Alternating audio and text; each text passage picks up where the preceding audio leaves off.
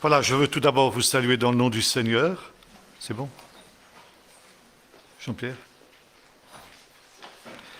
Voilà, et je veux dire que ma joie que j'être au milieu de vous. La dernière fois que j'étais ici à Bienne, c'était en 1986. Je ne pense pas que vous étiez encore dans ce lieu, je ne me souviens pas en tout cas. Si? Si? Ah bon. Alors, mes souvenirs ne sont plus tout à fait exacts. Voilà. Alors, comme on dit, il vaut mieux toujours tard que jamais. Voilà, je voudrais ce matin que nous puissions ouvrir la parole de Dieu dans le livre du prophète Ésaïe, et nous lirons dans le chapitre 54 à partir du verset 11. Ésaïe 54 et verset 11. Il nous est dit ceci: « Malheureuse battue par la tempête, et que nul ne console, voici je garnirai tes pierres de stuc, et je te donnerai des fondements de saphir. Je ferai tes créneaux de rubis, tes porques d'escarboucle, et toute ton enceinte de pierres précieuses. Tous tes fils seront disciples de l'Éternel, et grande sera la prospérité de tes fils. »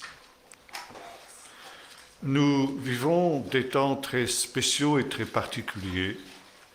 Et les événements du Moyen-Orient qui sont aujourd'hui à la une de l'actualité sont là pour nous rappeler que Israël est le signe qui ne trompe pas, que son rassemblement, son retour et les ébranlements que cela provoque dans le monde entier sont des signes qui nous annoncent que le Seigneur revient. La prophétie que nous venons de lire dans le livre du prophète Ésaïe est une prophétie sur les choses dernières et concerne notamment le peuple d'Israël dans la fin des temps. Et ce texte annonce, non seulement pour le peuple d'Israël, mais également pour le monde, la venue d'une tempête. Cette tempête, elle n'est pas évidemment quelque chose qu'il faut prendre au sens premier, mais c'est le symbole d'une épreuve, d'une difficulté qui va atteindre non seulement le peuple d'Israël, mais également le monde entier. Il est très intéressant de noter que Jésus, lui aussi, a annoncé la venue d'une tempête au temps de la fin. Et notamment dans une parabole qui est très connue et que l'on appelle la parabole des deux maisons. Jésus déclare que celui qui écoute ces paroles et qui les met en pratique est semblable à un homme sage qui a construit sa maison sur le roc. Et là aussi, il est question de roc. La pluie est tombée, les torrents sont venus, la tempête s'est déchaînée contre cette maison, mais elle a résisté parce qu'elle était construite sur le roc. Mais celui qui écoute les paroles que je dis, dit Jésus, et qui ne les met pas en pratique, est semblable à un homme insensé qui a construit sa maison sur le sable. Et quand cette tempête eschatologique, cette tempête dernière est venue, cette maison s'est écroulée, nous est-il dit, et sa ruine a été grande. Lorsque, disons en 1947, on a retrouvé au bord de la mer Morte les fameux manuscrits de Qumran, on a découvert, entre autres choses, un commentaire du texte que nous venons de lire, de cette prophétie, que les gens de Qumran assimilaient avec le temps ultime, le temps de la fin. Et ce texte, ce commentaire est très intéressant parce qu'il éclaire non seulement le sens de cette prophétie, mais également la prophétie, ou plutôt la parabole que Jésus a dite, reprenant un petit peu le même thème. Malheureuse, battue par la tempête que nul ne console. Et le commentaire nous dit, cette malheureuse-là, ce n'est pas seulement Jérusalem, mais c'est le peuple de Dieu qui voudra rester fidèle au temps de la fin. Et ce peuple de Dieu devra subir les assauts du monde des ténèbres. Et il y a dans ce commentaire une expression qui dit que les torrents de Béliar, ça veut dire de l'enfer, du diable, tenteront de se déchaîner contre la Jérusalem de la fin. Là aussi, dans les paraboles de Jésus, il est question de torrents qui débordent. Et puis, il y a un autre texte aussi qui est à mettre en parallèle avec celui que nous avons lu. Nous le trouvons notamment dans le chapitre 16 de l'évangile de Matthieu, où Jésus s'adresse à Pierre, verset 18, et il lui dit « Moi je te dis que tu es Pierre, que tu es une pierre et que sur ce rocher je bâtirai mon église. Et les portes du séjour des morts ne prévaudront pas contre elle. » Séjour des morts, Sheol en hébreu, c'est l'équivalent de ces torrents de Béliar dont il est question dans le commentaire de Qumran que j'ai évoqué. Et aussi bien les gens de Qumran que Jésus et ses disciples étaient d'accord pour dire qu'au temps de la fin, il y aurait un temps particulièrement difficile où les portes de l'enfer, en quelque sorte, seraient ouvertes pour permettre à ces torrents d'iniquité, de mal, de tentation, de séduction, d'assaillir le peuple de Dieu qui serait dans une situation difficile, assailli par toutes ces forces infernales. Et ce sera un temps d'épreuve, malheureuse, battue par la tempête.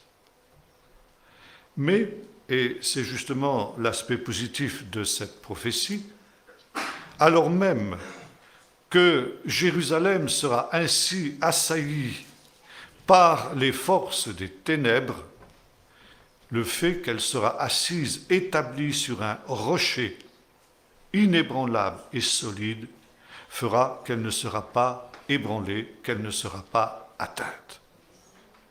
Ces murailles seront battues par la tempête, mais elles resteront fermes, elles resteront solides. Dans la Bible, il est souvent question de rocher. Le rocher, c'est quelque chose de très important. Pour les Bédouins perdus dans le désert, c'est quelque chose de vital.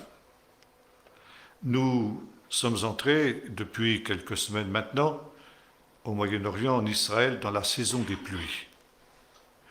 Et dans le désert, la saison des pluies, c'est une saison très dangereuse.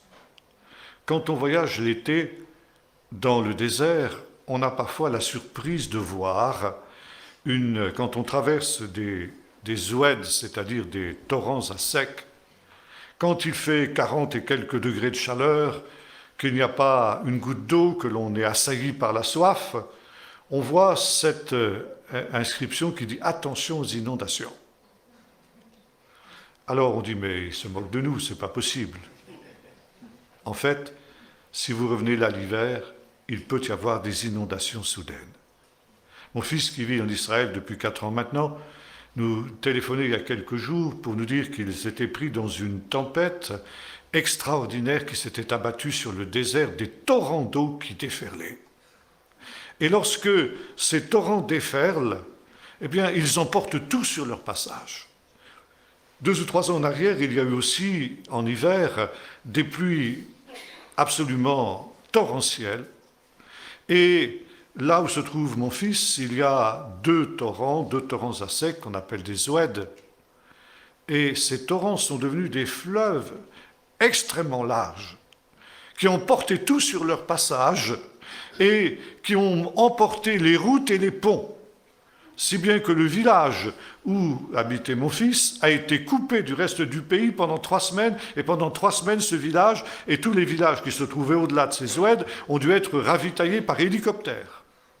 Et ce n'est que maintenant qu'on est en train d'achever les réparations de ces ponts qui ont été absolument détruits par ces torrents qui déferlent. Les torrents de Béliar. Le psaume 40 évoque une expérience de David dans ce domaine.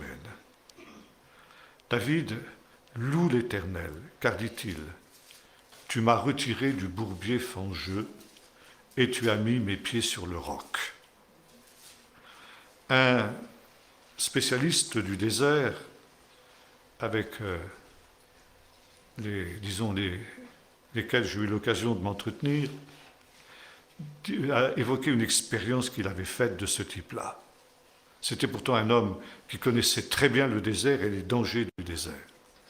Mais le problème avec ces tempêtes qui viennent dans le désert, c'est que parfois il pleut à quelques kilomètres, vous ne le voyez pas, vous ne l'entendez pas, et soudain vous entendez un grondement terrifiant.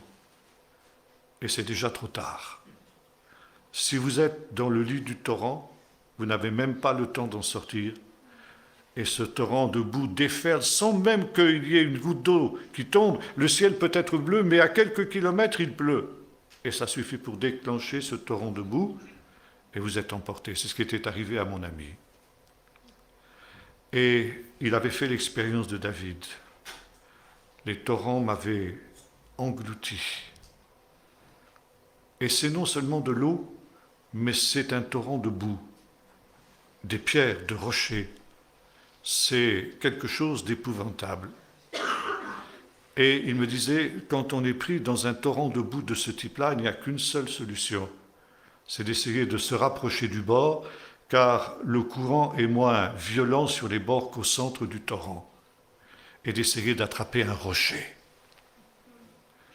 Et voyez-vous, c'est la prière de David. Tu m'as retiré du bourbier fangeux et tu as établi mes pieds sur le roc. Dans un autre psaume, David déclare ceci, « Il a conduit moi sur le rocher que je ne puis atteindre. » Quand on est pris dans ces torrents de boue, il faut vraiment beaucoup de chance pour pouvoir attraper un rocher.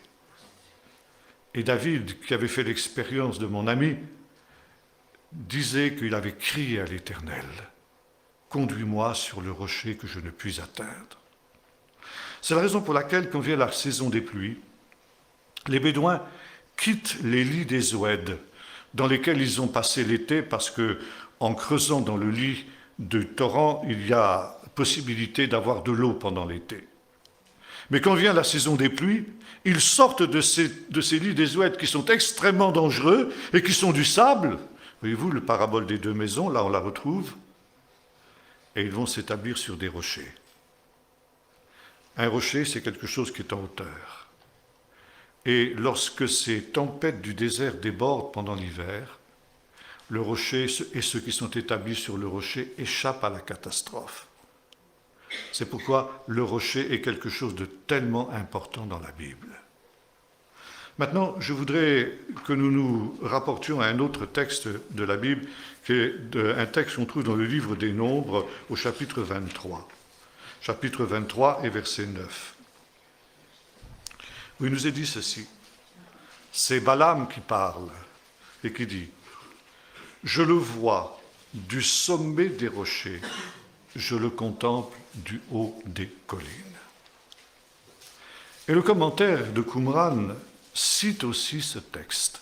« Je le contemple du haut des rochers. » Qu'est-ce que le prophète contemplait du haut des rochers?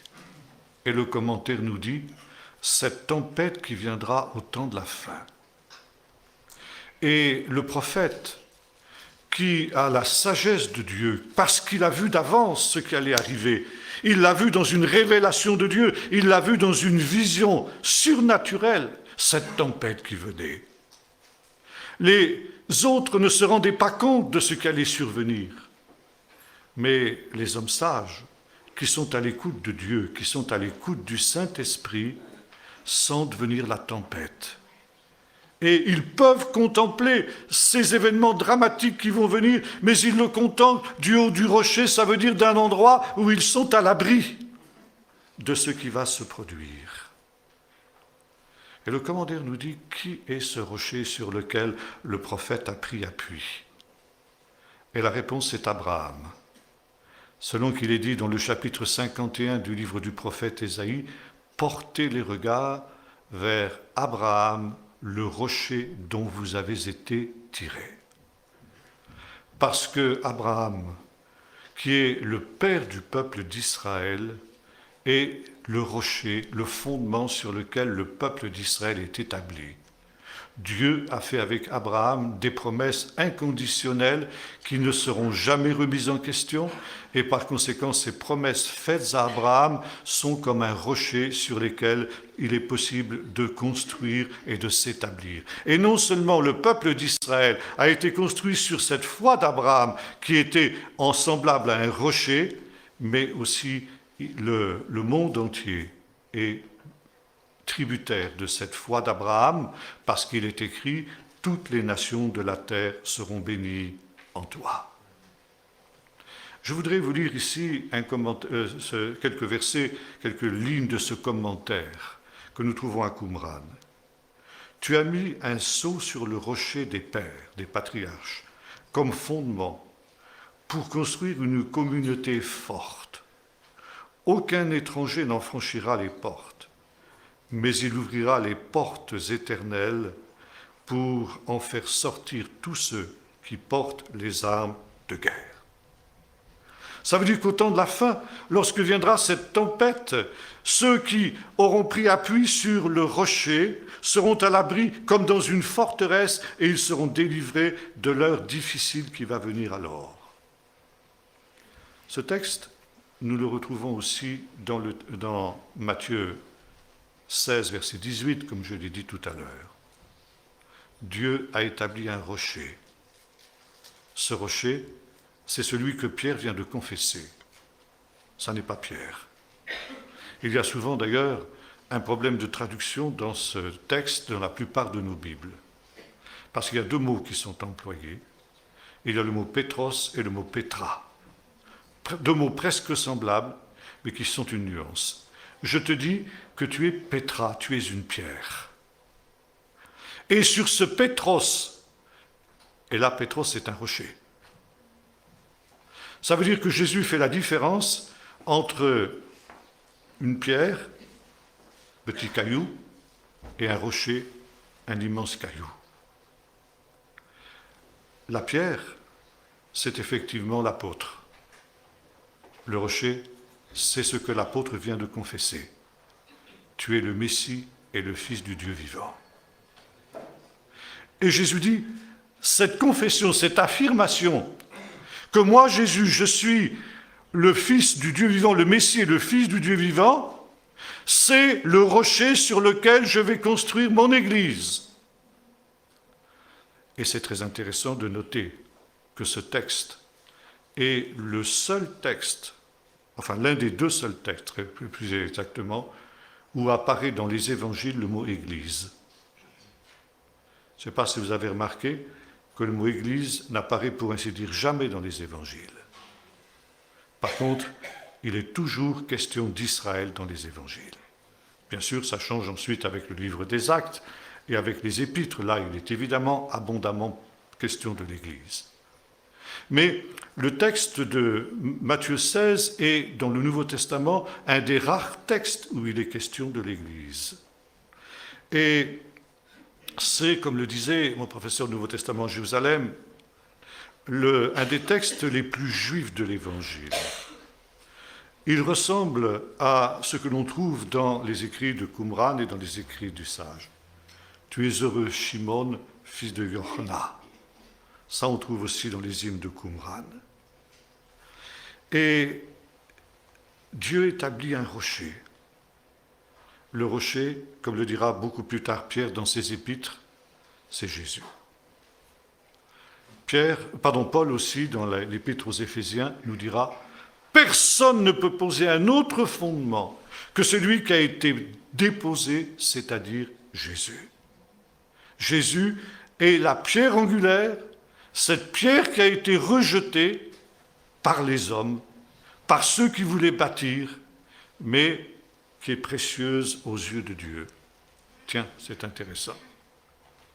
Dans notre texte de Ésaïe 54, il est question aussi de pierre précieuse, une pierre de grand prix.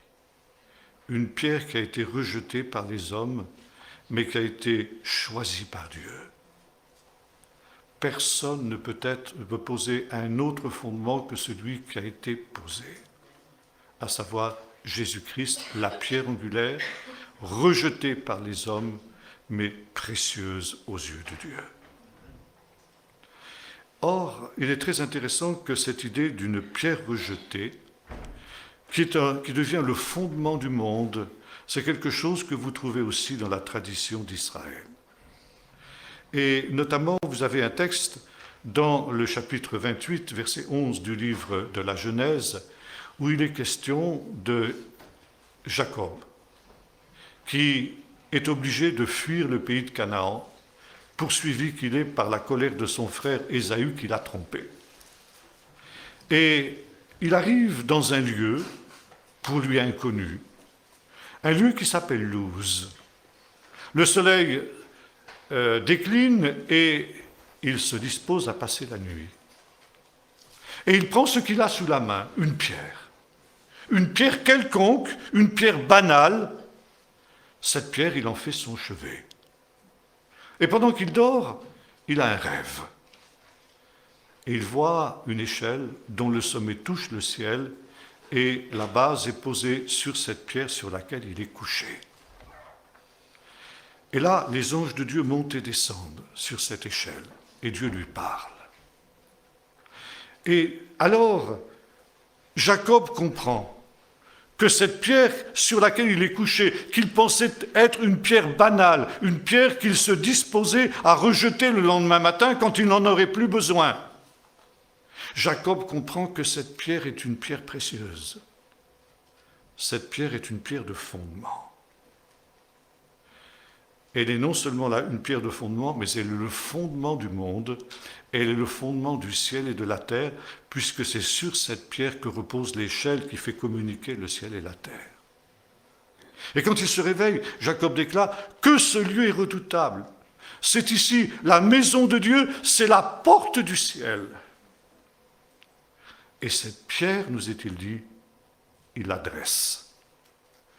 Et non seulement il l'adresse, mais il loint d'huile. En hébreu, oindre, ça se dit limshor. C'est une racine d'où vient le mot Mashiach, qui signifie loin de l'Éternel.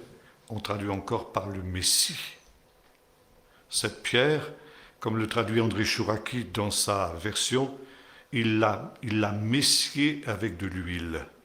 Le mot messier, ce n'est pas un mot français, bien sûr, mais ça, il dit bien ce qu'il veut dire. Et les sages d'Israël ont commenté ce texte en disant cette pierre, c'est la même que celle dont il est question dans le psaume 118. La pierre qui a été rejetée est devenue la principale de l'angle. Cette pierre, c'est le fondement du monde. Cette pierre, c'est le rocher à partir duquel Israël a été tiré, d'où Abraham aussi a été tiré. Il est encore plus ancien qu'Abraham. Cette pierre, c'est le Messie. Le Messie qui sera d'abord rejeté, mais qui est comme cette pierre précieuse, choisie par Dieu, et que Dieu a établie comme fondement du monde. Et alors on cite un texte que nous connaissons bien dans le chapitre 52 du livre du prophète Ésaïe. « Voici mon serviteur s'élèvera, il s'élèvera, il s'élèvera bien haut. » Et le texte ici emploie 3 fois le mot « s'élever ». Pour la plupart d'entre nous, le fait que ce texte dise que 3 fois le Messie sera élevé, ça ne nous empêche pas de dormir. Les Juifs, si. Parce qu'ils se disent que si le Saint-Esprit a éprouvé le besoin de souligner par 3 fois que le Messie s'élèverait, il y a une raison. Et notre commentaire nous l'explique. Très intéressant. Ce commentaire de Qumran, on en connaissait aussi, alors dans cette version que je vais vous donner, en tout cas, une autre version qui date du Moyen-Âge, donc qui se recoupe. Ça montre en tout cas que cette explication, elle était connue à l'époque de Jésus, et vous allez voir que ça, c'est pas sans importance. Pourquoi, nous dit ce commentaire, il est dit 3 fois que le Messie sera élevé? Parce qu'il s'agit de cette pierre de Béthel, cette pierre rejetée, que Jacob avait l'intention de rejeter, mais quand il découvre que cette pierre est une pierre précieuse, qu'elle est le fondement du monde, il l'élève, il la dresse. C'est pourquoi il est écrit « Mon serviteur, le Messie, s'élèvera ». Et 3 fois il est dit qu'il s'élèvera, parce que cette pierre, elle s'élèvera plus haut que tout ce qu'Israël a produit de meilleur. Tout ce qu'Israël a produit de plus élevé. Qu'est-ce qu'Israël a produit de plus élevé? Nous l'avons vu tout à l'heure avec le texte d'Ésaïe 51, Abraham. Or, le Messie s'élèvera plus haut qu'Abraham. Une deuxième fois, il est question que le Messie s'élèvera. En dehors d'Abraham, qu'est-ce que Israël a produit de meilleur? La réponse, c'est Moïse. Donc, le Messie sera non seulement plus grand qu'Abraham, mais il sera aussi plus grand que Moïse. Et puis une troisième fois, il est dit qu'il s'élèvera. Qu'est-ce qu'il peut y avoir de plus grand qu'Abraham et Moïse? Il n'y a rien. Aucun homme n'est plus grand que ces 2 hommes-là. Donc, s'il est dit qu'une troisième fois le Messie s'élèvera, ça veut dire qu'il ne faut pas chercher sur la terre. Au-dessus de quoi le Messie s'élèvera? Il faut chercher dans le ciel. Et qu'est-ce qu'il y a dans le ciel? Les anges. Ça veut dire que le Messie s'élèvera plus haut que les anges. Le Messie s'élèvera plus haut qu'Abraham, plus haut que Moïse et plus haut que les anges. Or, c'est exactement le plan de l'Épître aux Hébreux. L'Épître aux Hébreux commence par nous expliquer que Jésus est plus grand que les anges. Deuxièmement, qu'il est plus grand que Moïse. Et troisièmement, qu'il est plus grand qu'Abraham. Voyez-vous, l'auteur de l'Épître aux Hébreux était quelqu'un qui connaissait cette explication qu'on a trouvée à Qumran.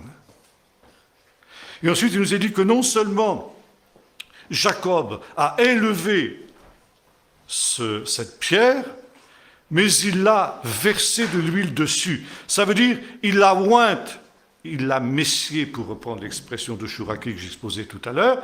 Elle est véritablement, cette pierre, l'image du Messie. Il y a ensuite une légende qui nous dit que cette pierre de Béthel, Dieu l'a transportée à Jérusalem. Et c'est la pierre de fondement sur laquelle reposait le lieu très saint, qui est aussi bien évidemment l'image du Messie. Et puis, il y a une autre explication aussi qui est intéressante, qui nous dit ceci.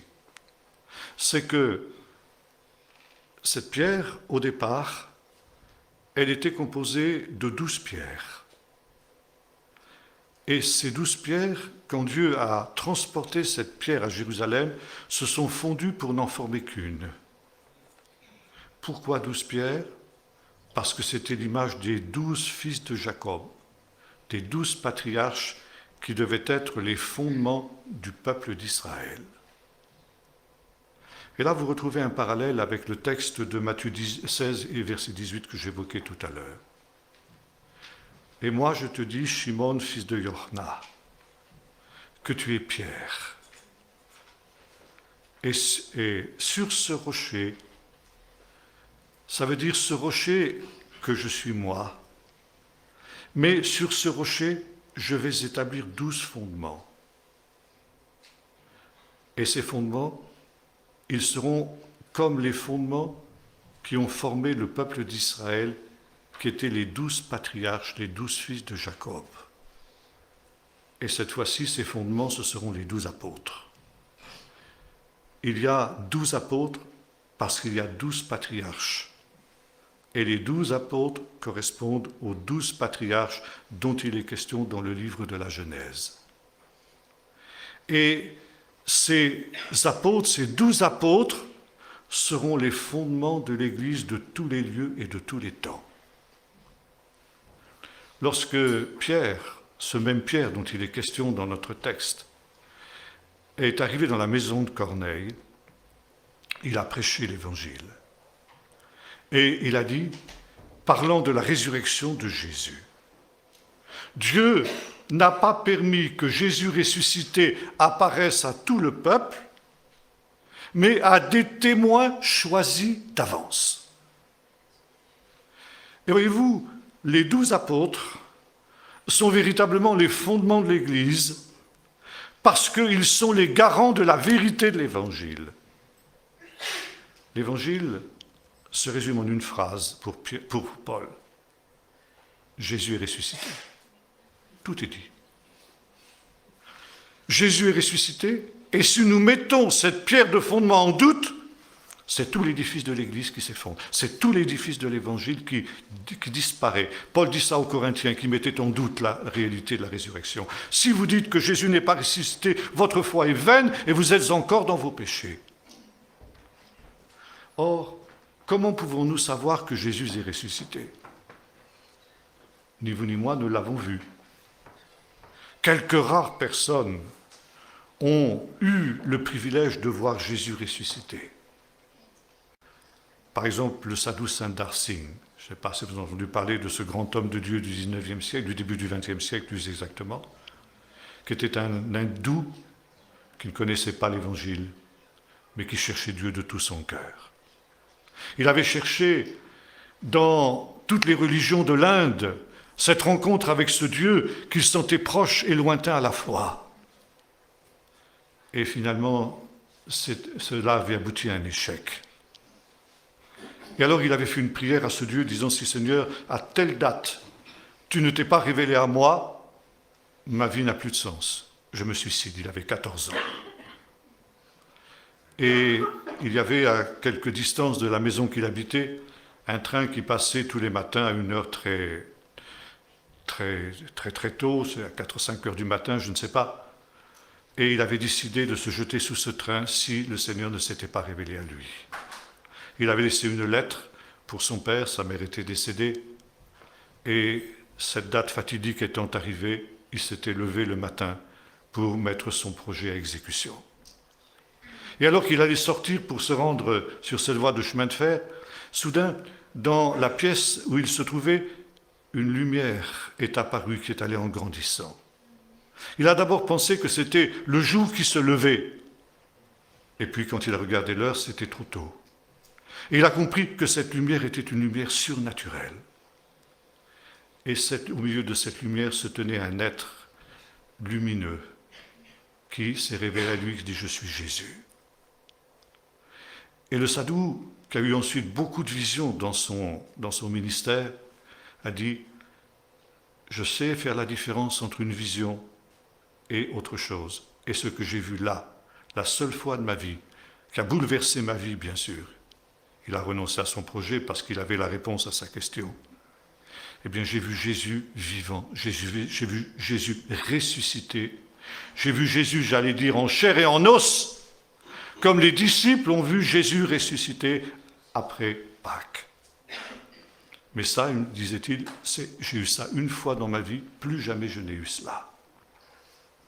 Donc, le Seigneur ressuscité peut apparaître encore exceptionnellement à quelques personnes, comme il l'a fait pour Paul sur le chemin de Damas après son ascension. Mais d'une manière générale, il est très rare que le Seigneur se manifeste de cette manière. Comment donc nous, qui vivons 21 siècles après Jésus, pouvons-nous être sûrs que Jésus est ressuscité? Non, parce que des témoins fidèles en ont rendu témoignage.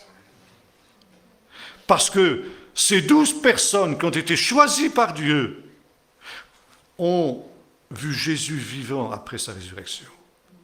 Et pendant 40 jours, nous dit Luc dans le livre des Actes, ils ont mangé et bu avec lui. Ils se sont entretenus avec lui des choses qui concernent le royaume de Dieu jusqu'au moment où ils l'ont vu monter depuis le mont des Oliviers sur les nuées du ciel. Et à partir de ce moment-là, sauf exception, Jésus vivant n'est plus jamais apparu. Il s'est révélé, dit Pierre à Corneille, non pas à tout le peuple, mais à des témoins choisis d'avance. Et ces témoins, selon ce qui nous est rappelé par Luc dans le livre des Actes, étaient des gens qui devaient avoir suivi Jésus depuis le baptême de Jean jusqu'à son ascension. de telle sorte qu'ils étaient capables de pouvoir attester la vérité de l'Évangile. C'est pourquoi il nous est dit que les premiers croyants, après la Pentecôte, ils persévéraient dans l'enseignement des apôtres. L'enseignement des apôtres, c'est ce que nous appelons aujourd'hui le Nouveau Testament. Il fallait que ces gens puissent dire, eh bien, ce que ont écrit des gens comme Matthieu, comme Marc, comme Luc, eh bien, nous pouvons l'attester. C'est bien comme ça que ça s'est passé, nous en sommes témoins. Et c'est dans ce sens-là que ces 12 apôtres, comme Pierre dont il est question, sur cette pierre que tu es, je bâtirai mon église, pas seulement toi, Pierre, à toi tout seul, mais les 12 apôtres aussi qui sont autour de toi, établis sur ce fondement, sur ce rocher qu'est Jésus. Pierre rejeté, mais élevé plus haut que tout ce qu'on peut imaginer de plus glorieux. Mais sur cette pierre, il est établi 12 fondements sur lesquels ensuite son Église va pouvoir se construire. Et voyez-vous, je voudrais vous raconter une petite anecdote qui nous est rapportée dans les écrits des pères de l'Église. Il nous est dit que dans les années 60 du 1er siècle, Pierre se trouvait à Rome, où il devait mourir d'ailleurs quelques années plus tard. Et il y avait déjà une communauté chrétienne importante dans la ville de Rome. Et Pierre est arrivé un beau jour dans une maison d'église, puisqu'il n'y avait pas de bâtiment comme aujourd'hui pour abriter les communautés chrétiennes. Ça se passait dans les maisons d'hommes riches qui avaient des locaux importants où ils pouvaient accueillir cette église. Et Pierre est donc arrivé dans une de ces maisons d'église où se tenait une réunion. Alors évidemment, quand on a reconnu que c'était Pierre, on lui a fait une place d'honneur. Ce n'était pas tous les jours qu'on avait le privilège d'avoir un apôtre comme Pierre au milieu de soi. Et Pierre s'est assis et il dit « Qu'est-ce que vous étiez en train de faire ?» Alors on lui dit « Nous étions en train de lire l'évangile de Marc. » Et notamment le texte où Jésus, après la multiplication des pains, ordonne à ses disciples de ramasser les morceaux qui restent et de traverser la mer. Et Pierre a hoché la tête, il a dit oui. Eh bien, je peux vous dire, ça s'est vraiment passé comme ça. J'y étais. Et non seulement je peux confirmer tout ce qui est écrit dans cet évangile de Marc, mais je peux aussi ajouter d'autres détails que Marc n'a pas donnés. Voyez-vous, c'est ça, l'autorité apostolique. Pourquoi nous avons seulement 4 évangiles ? Pourquoi pas ce qu'on appelle les évangiles apocryphes, l'évangile de Thomas, l'évangile de Judas qui a défrayé la chronique depuis un certain temps. Et aujourd'hui, de plus en plus dans les églises, on dit pourquoi avoir choisi seulement 4 évangiles ? Parce que ces 4 évangiles seulement ont reçu une approbation des 12 apôtres. 12 apôtres qui étaient d'accord pour dire ça, comme disait l'apôtre Pierre, je peux vous dire que c'est vrai parce que nous y étions, comme dit Jean dans son épître, ce que nous ayons vu, ce que nos oreilles ont entendu, ce que nos mains ont touché concernant la parole de vie, c'est ça que nous vous annonçons.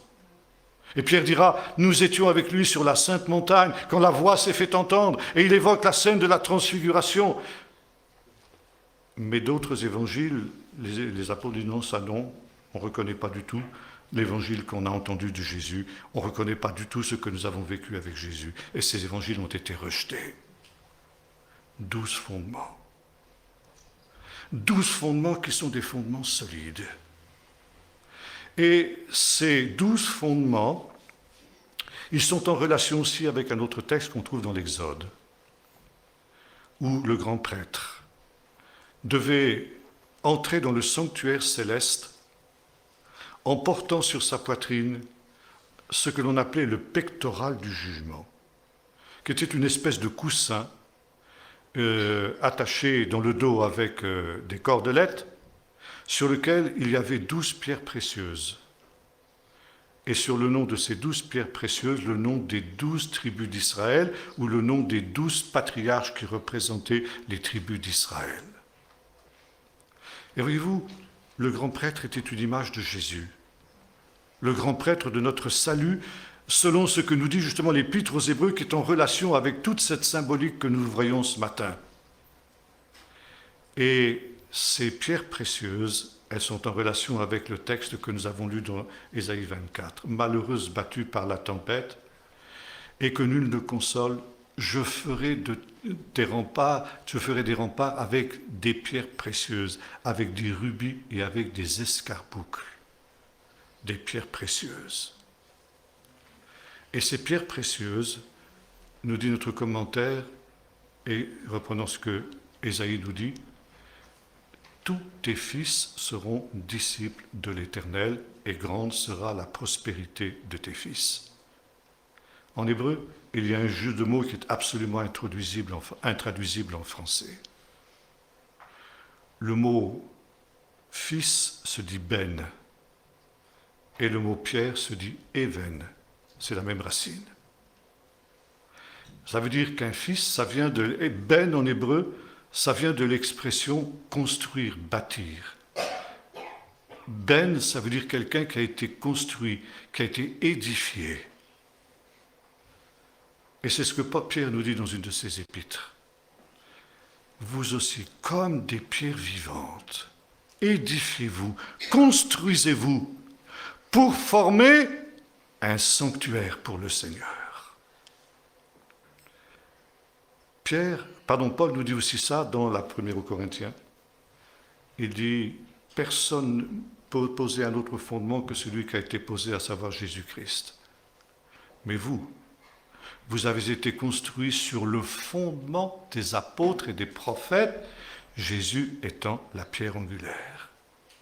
Les apôtres, les 12 fondements dont nous avons parlé tout à l'heure, les 12 pierres précieuses, Paul reprend ça aussi dans l'Épître aux Corinthiens. Il y a d'abord la pierre d'angle, Jésus.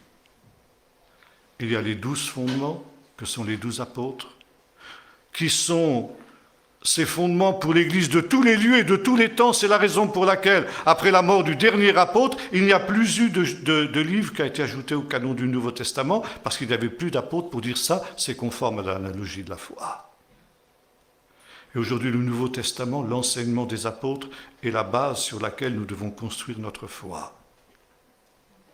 Mais, dit l'apôtre Paul, maintenant sur ce fondement que moi j'ai posé comme un sage architecte, attention à la manière dont chacun construit. Chacun doit s'approcher du Seigneur comme une pierre vivante. Pierre, c'est un fils. Et c'est une autre réalité, c'est un disciple. Fils et disciple, c'est synonyme en hébreu. Et il y a non seulement une paternité biologique, mais il y a une paternité spirituelle. Vous avez un texte, la tradition juive, qui dit ceci.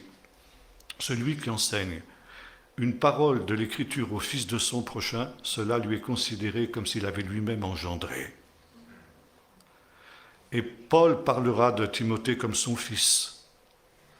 Il parlera aux Corinthiens en disant « Combien même vous auriez 10 000 maîtres, vous n'avez qu'un seul père, parce que c'est moi qui vous ai fait connaître l'Évangile. » Des fils sont des disciples parce que ce sont des construits, des édifiés. Et comment construit-on un fils ? Avec des pierres. Comment on construit un édifice ? Ces pierres, c'est la parole de Dieu. Un fils, c'est un disciple auquel on a enseigné la parole de Dieu. Et à partir du moment où on construit avec cette parole de Dieu qui est tirée de ce fondement des apôtres et des prophètes, eh bien, c'est comme si on taillait des pierres. Il nous est dit que Salomon a construit le temple avec des pierres précieuses, des pierres qui avaient été taillées. Et le Seigneur construit son Église avec des pierres précieuses que chacun d'entre nous doit être. Mais pour cela, pour que nous soyons cette pierre précieuse, il faut que nous acceptions de nous laisser tailler par le Seigneur, que nous laissions travailler par le Seigneur et par sa parole, et que nous devenions des disciples. Et dans le chapitre 4 de l'Épître aux Éphésiens, le Seigneur dira, c'est la raison pour laquelle il a donné à l'Église, premièrement des apôtres, pas les 12, mais des apôtres de l'Église. Les apôtres, les 12, ont une fonction d'apôtre unique. Ce sont les apôtres du Messie. Ce sont les apôtres de l'agneau. Et ensuite, les gens comme Paul, Barnabas, Silas et autres sont des apôtres comme Livingstone, comme les missionnaires, etc., d'un autre type. Il a établi premièrement des apôtres, des prophètes, des docteurs, des évangélistes et des pasteurs pour l'édification des saints, pour la construction du corps du Messie, afin que l'ensemble forme un solide assemblage. Pourquoi un solide assemblage ? Parce que cet édifice va être assailli par la tempête finale. Cette tempête dont il est question ici dans notre texte. Malheureuse, battue par la tempête que nul ne console. Tu vas être assailli par ces torrents de Béliard, ces torrents de Satan au temps de la fin. Et c'est pour pouvoir résister dans cette tempête finale qu'il faudra que cette Église soit construite comme une forteresse inébranlable sur le rocher. Et il faudra qu'elle soit construite avec des pierres précieuses. Et la pierre précieuse, nous l'avons dit, ce sont des disciples, des fils disciples.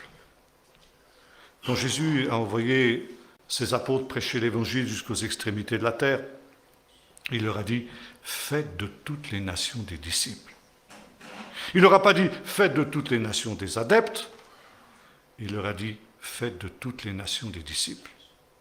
Je voudrais citer mon professeur du Nouveau Testament à Jérusalem, qui était un juif pieux, qui connaissait très bien le christianisme.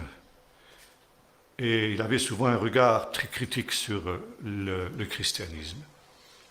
Il disait « Le drame de l'Église, c'est qu'elle ne s'intéresse pas à Jésus. » Paf. Alors, il disait, oui, les chrétiens s'intéressent à Jésus, c'est vrai, pour ce que Jésus peut leur apporter. Le salut, la guérison, la réponse à leurs problèmes, la réussite, le succès, 1000 choses encore. Mais ils ne s'intéressent pas à l'enseignement de Jésus pour devenir ses disciples. Or, qu'est-ce que Jésus a dit ? Enseignez-leur à garder tout ce que je vous ai prescrit. On s'intéresse à Jésus pour les bienfaits qu'on peut en retirer. Mais on ne s'intéresse pas à l'enseignement de Jésus pour devenir ses disciples. C'est la raison pour laquelle l'Église est dans un triste état aujourd'hui. Et au moment où vient cette tempête, que déjà les événements du Moyen-Orient nous annoncent, le problème est de savoir, est-ce que cette Église, au sens de l'Église universelle, mais est-ce que nos églises, au sens de l'Église locale, est cette forteresse dont il est question dans notre texte d'Ésaïe 54, une forteresse établie sur le rocher, construite sur ce fondement inébranlable des apôtres et des prophètes, et construite avec des pierres précieuses qui vont résister dans cette tempête qui viendra. Ou bien, comme le dit l'apôtre Paul dans l'Épître aux Éphésiens, est-ce que nos églises sont construites avec du chaume, du foin, de la paille ? Parce que finalement, nous avons construit nos vies sur le sable, comme Jésus le disait dans la parabole, parce que nous avons écouté l'enseignement du Seigneur et ne l'avons pas mis en pratique. Nous ne sommes pas de véritables disciples. Alors, quand viendra cette tempête apocalyptique, notre vie s'écroulera comme un château de cartes, parce qu'elle est construite sur le sable. Et voyez-vous, c'est l'enjeu décisif de ce temps. Malheureuse, battue par la tempête que nul ne console. Cette tempête, elle est là, elle vient. Et nous avons, si nous voulons résister, à nous établir d'une manière inébranlable sur ce rocher. Ce rocher que nous ne pouvons pas atteindre, mais que le Seigneur peut nous donner d'atteindre. Et là, nous avons aussi à nous établir comme des colonnes. Et c'est le dernier texte que je citerai dans le livre de l'Apocalypse, celui qui vaincra, eh bien, il deviendra une colonne dans le temple de mon Dieu. Une colonne, c'est quelque chose d'inébranlable. Mais pour ça, il faut accepter d'être un vainqueur. Et le Seigneur dit à cette Église dont il dit qu'il va faire d'elle une colonne, il dit, parce que tu as gardé la parole de la persévérance en mon nom, je te garderai aussi de la grande épreuve qui va s'abattre sur le monde entier pour l'éprouver. Est-ce que nous allons pouvoir résister dans cette tempête qui vient? Ça, c'est la question décisive pour ce temps. Et cela, il faut que nous fassions cette prière au Seigneur. Seigneur, montre-moi si je suis cette colonne dans ton temple, ou si ma vie est construite comme cette maison bâtie sur le sable. Il est encore temps, avant que le bourbier fangeux ne déborde, même s'il le fait déjà, de crier au Seigneur, conduis-moi sur le rocher que je ne puis atteindre. Et là, sur ce rocher, que nous reconstruisions notre vie. Dieu disait au prophète, il faut que tu détruises et ensuite que tu rebâtisses. Il y a des choses que nous devons détruire dans nos vies pour rebâtir ensuite sur ce rocher, sur ce fondement, sur cette pierre rejetée qui est devenue la principale de l'angle et qui seule nous permettra de tenir ferme dans cette tempête qui viendra. Tous tes disciples tous tes fils seront disciples de l'Éternel. Que tous, au milieu de nous ce matin, nous puissions être des disciples de l'Éternel, afin que nous soyons gardés quand ces torrents de Berdiard déborderont en ce monde. Prions maintenant. Seigneur notre Dieu, tu nous mets en garde par rapport à ce que déjà l'homme naturel a de la peine à discerner. Et ce matin, Seigneur, comme Balaam, tu veux nous emmener sur ce rocher pour que nous puissions voir, Seigneur, de loin, les choses qui viennent maintenant. Que nous puissions voir, Seigneur, les signes annonciateurs de cette tempête ultime.